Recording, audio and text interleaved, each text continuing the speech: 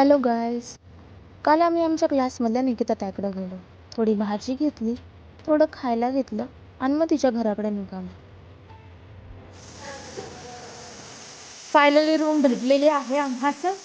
लय फिरवली आहे पोरगीनं.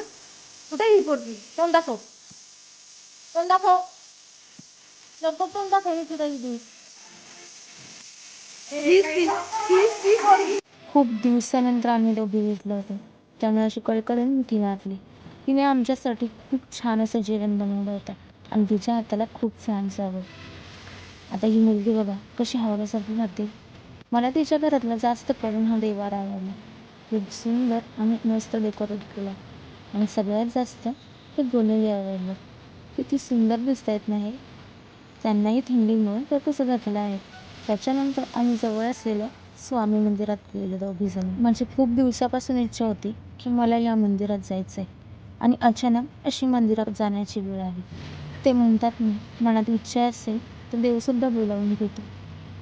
म्हणून आम्ही या मंदिरात आलो. त्याच्यानंतर आम्ही मंदिराच्या गाभाऱ्यात निघालो. आता कॅमेरा आणि मोबाईल अलाउड नाही तिथे, त्यामुळे मला आतलं काही कॅप्चर करता आलं नाही. पण या मंदिराच्या बाहेरची कलाकृती बघून तुम्ही सुद्धा थक्क व्हाल.